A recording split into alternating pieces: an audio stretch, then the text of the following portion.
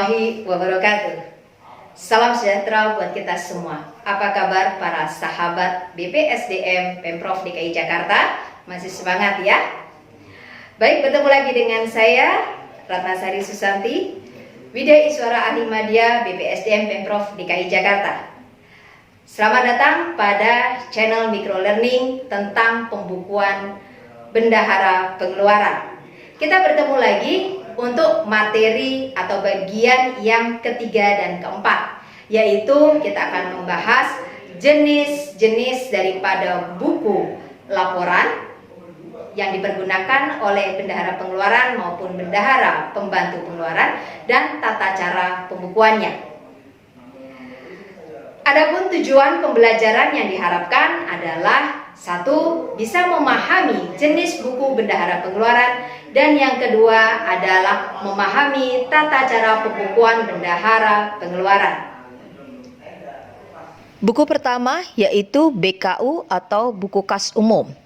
Buku kas umum merupakan buku yang digunakan untuk mencatat semua transaksi keuangan yang dilakukan oleh bendahara pengeluaran yang berkaitan dengan belanja daerah.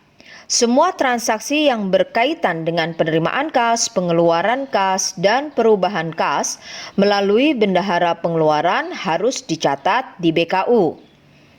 BKU terdiri atas dua bagian, yaitu ada halaman muka dan halaman isi. Halaman muka memuat data-data terkait DPA dan Satker serta tanda tangan nanti oleh bendahara pengeluaran atau bendahara pengeluaran pembantu SKPD UKPD dan pejabat perbendaharaan, serta diketahui oleh pengguna anggaran atau kuasa pengguna anggaran.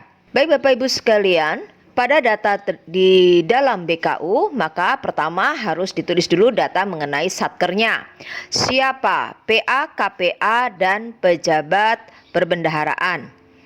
Ada nomor urut, itu sesuai dengan transaksi, tanggal kejadian, kode rekening daripada kegiatan belanja, dan uraian daripada belanjanya. Penerimaan yang diisi dari uang yang diterima dari bank atau kas daerah yang diterima oleh bendahara pengeluaran atau oleh bendahara pengeluaran pembantu, serta kolom pengeluaran adalah kolom di mana bendahara pengeluaran atau bendahara pengeluaran pembantu melakukan pengeluaran atas belanja.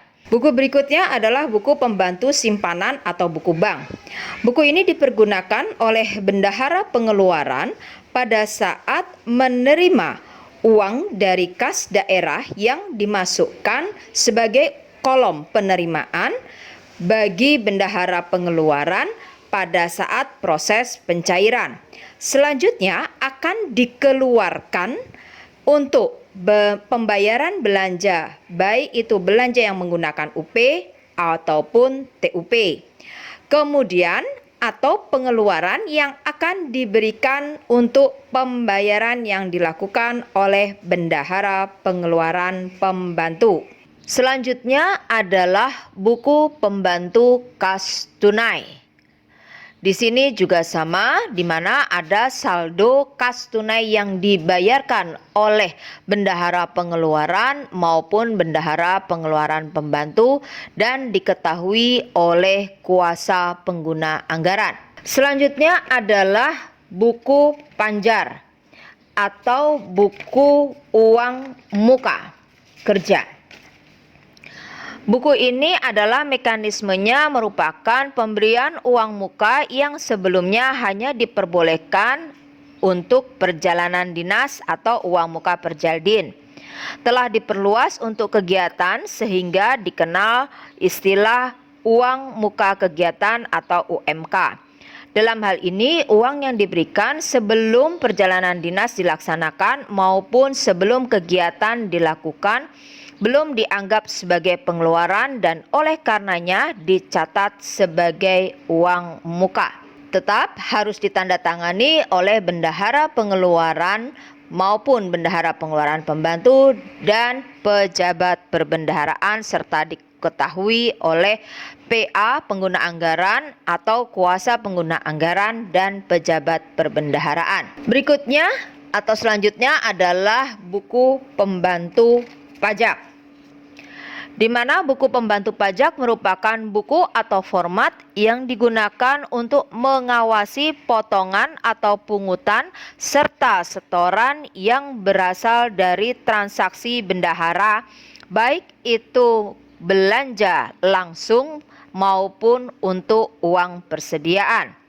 Saldo di buku pembantu bendahara menunjukkan jumlah yang kelebihan pungut atau yang belum disetor pada kas negara. Buku berikutnya adalah buku tentang rincian objek belanja, di mana di sini dijelaskan setiap kode rekening atas belanja yang dikeluarkan oleh bendahara pengeluaran atau bendahara pengeluaran pembantu harus dibuat masing-masing, sehingga jelas di atas ada kode rekeningnya adalah kode rekening per objek belanja, nama rekeningnya jelas, jumlah anggaran per objek belanja dijelaskan juga, sehingga nanti jumlah daripada seluruh buku rincian objek belanja harus sama dengan buku gabungan yang ditulis di dalam BKU, dan juga nanti akan dijelaskan perbelanjanya harus sama setelah digabungkan. Buku laporan pertanggungjawaban daripada bendahara pengeluaran ini ada dua nanti, yaitu untuk SPJ belanja administratif dan SPJ belanja fungsional.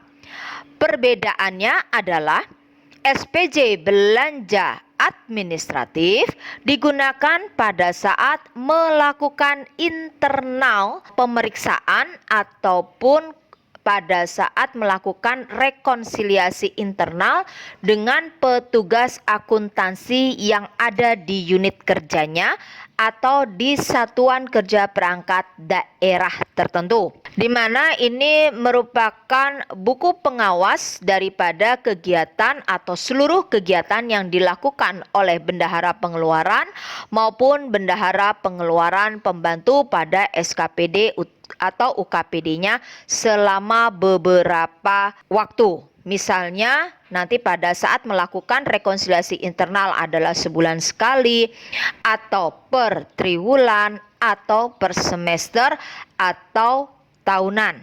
Ya, seperti ini. Jadi di sini akan dijelaskan berapa uang yang diterima oleh bendahara pengeluaran maupun bendahara pengeluaran pembantu dan dibandingkan dengan seluruh pengeluaran-pengeluaran untuk belanja yang telah dibayarkan dan berapa potongan pajak yang telah dipungut dan berapa jumlah potongan pajak yang telah disetorkan. Atau bisa dikatakan buku untuk laporan pertanggungjawaban bendahara pengeluaran ini merupakan untuk pengawasan internal atau buku kontrol yang dibuat oleh bendahara pengeluaran maupun bendahara pengeluaran pembantu yang dipertanggungjawabkan kembali kepada bendahara pengeluaran di SKPD-nya. Demikianlah penjelasan kedua atau bagian kedua daripada pembukuan bendahara. Semoga bermanfaat. Mohon maaf apabila terjadi kesalahan. Akhir kata saya mengucapkan wabillahi taufiq wal hidayah. Wassalamualaikum warahmatullahi wabarakatuh.